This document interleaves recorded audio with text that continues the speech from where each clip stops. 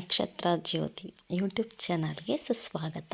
ದಯವಿಟ್ಟು ನನ್ನ channel subscribe ಮಾಡಿ. ಇಂದು ನಾವು ಮನೆಯಲ್ಲಿ ಶಾಂತಿ ನೆಲೆಸಲು ಜ್ಯೋತಿಷ್ಯದ ಪ್ರಕಾರ ಮನೆಯಲ್ಲಿ ನಾವು ಯಾವ ಕೆಲಸಗಳನ್ನು ಮಾಡಿದರೆ ಮನೆಯಲ್ಲಿ ಶಾಂತಿ, ಸುಖ, ನೆಮ್ಮದಿ ನೆಲೆಸುತ್ತೆ ಅಂತ ನೋಡುತ್ತಾ ಹೋಗೋಣ.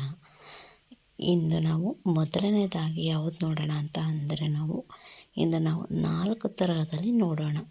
ಅದರಲ್ಲಿ ನಾವು ಇಂದು ನೋಡಬೇಕಾಗಿರುವುದು ಯಾವುದೆಂದರೆ, ಜ್ಯೋತಿಷ್ಯದಲ್ಲಿ ತುಂಬ ಸಲಹೆಗಳಿದೆ. ಅದರ 4 ತರಹ ಸಲಹೆಗಳಲ್ಲಿ ಒಂದೊಂದಾಗಿ ನೋಡುತ್ತಾ ಹೋಗೋಣ. ಮೊದಲನೇದಾಗಿ ಏಲಕ್ಕಿ ಗಂಟು ನೋಡಿ.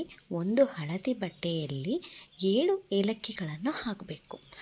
ದಾರದಿಂದ ಗಂಟು ಹಾಕಿ ಗುರುವಾರ ಇದನ್ನು ಲಕ್ಷ್ಮೀ ದೇವಸ್ಥಾನಕ್ಕೆ ತೆಗೆದುಕೊಂಡು ಹೋಗಿ ದೇವಿಯ ಪಾದಗಳಿಗೆ ಸ್ಪರ್ಶಿಸಿ ಮನೆಗೆ ತರಬೇಕು.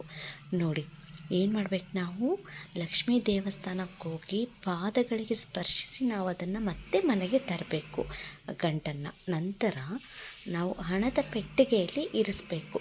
ಹಣದ ಪೆಟ್ಟಿಗೆ ಅಂದರೆ ನಾವು ಬೀರುನಲ್ಲಿ ಹಣ ಇಡ್ತೀವಿ ಅಂದರೆ ಬೀರಿನಲ್ಲಾಗಿರ್ಬೋದು, ಅಥವಾ ಕೆಲವರು ಡ್ರಾದಲ್ಲಿ ಹಣ ಇಡ್ತಾರೆ ಅದರಲ್ಲಿರ್ಬೋದು. ಈ ಥರ ಮಾಡೋದ್ರಿಂದ ಆರ್ಥಿಕ ಸಮಸ್ಯೆ ದೂರ ಆಗಿ ಮನೆಯಲ್ಲಿ ಲಕ್ಷ್ಮಿ ನೆಲೆಸ್ತಾಳೆ ಅಂತಲೇ ಹೇಳ್ಬೋದು. ಹೌದು, ಇದು ನಮ್ಮ ಜ್ಯೋತಿಷ್ಯದಲ್ಲಿ ನಂಬಿಕೆ ಅಂತೂ ಹೌದಿದು. ಎರಡನೇದಾಗಿ ನಾವು ನೋಡುವುದು ಯಾವುದೆಂದರೆ ಚಾಣಕ್ಯ ನೀತಿ. ನೋಡಿ, ಚಾಣಕ್ಯ ನೀತಿ ಅಂತ ಅಂದರೆ ಈ ಹಿರಿಯರು ಹೇಳೋದನ್ನ ಪಾಲಿಸೋದು ಅಂತ ಹೇಳ್ಬೋದು. ಹಿರಿಯರು ಅಂದರೆ ಮನೆಯಲ್ಲಿ ಯಾರು ಯಜಮಾನಸ್ತಿಕೆ ಮಾಡ್ತಿರ್ತಾರಲ್ಲೋ ಅವರು ಮನೆಯ ಮುಖ್ಯಸ್ಥರು. ಆಧಾರವಿಲ್ಲದೆ ಯಾವುದನ್ನು ನಂಬಬಾರ್ದು. ಮನೆಯ ಮುಖ್ಯಸ್ಥರು ಫಸ್ಟ್ ಎಲ್ಲದರಲ್ಲೂ ಕರೆಕ್ಟಾಗಿರಬೇಕು.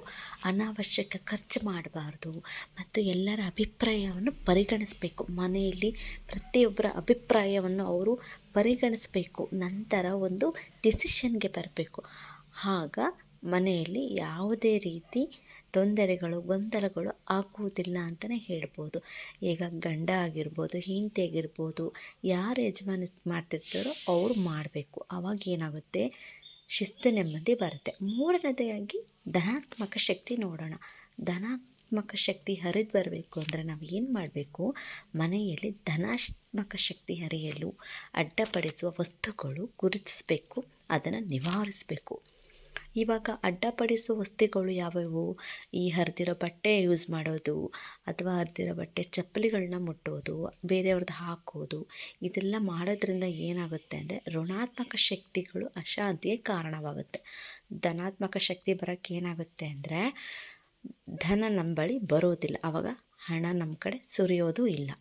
ನಾಲ್ಕನೇದಾಗಿ ಮಂತ್ರ ಪಠಣೆ ಇರಬೇಕು. ಮನೆಯಲ್ಲಿ ಎಷ್ಟು ನಾವು ಮಂತ್ರ ಪಠಣೆಯನ್ನು ಮಾಡುತ್ತೀವೋ ಅಷ್ಟು ಒಳ್ಳೆಯದು. ಅದರಲ್ಲೂ ಮಹಿಳೆಯರು ಓಂ ಶಾಂತಿ ಮಂತ್ರವನ್ನು 3 ಬಾರಿ ಪಠಿಸಬೇಕು.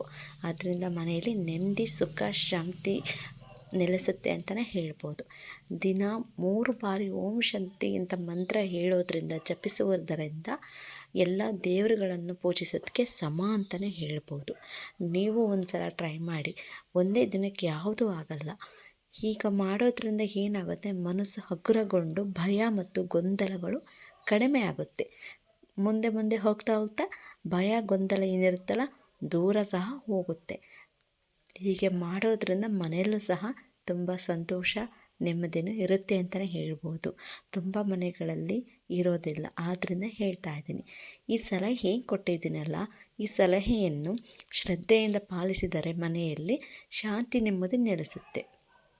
ಧನ್ಯವಾದಗಳು. Please subscribe my channel.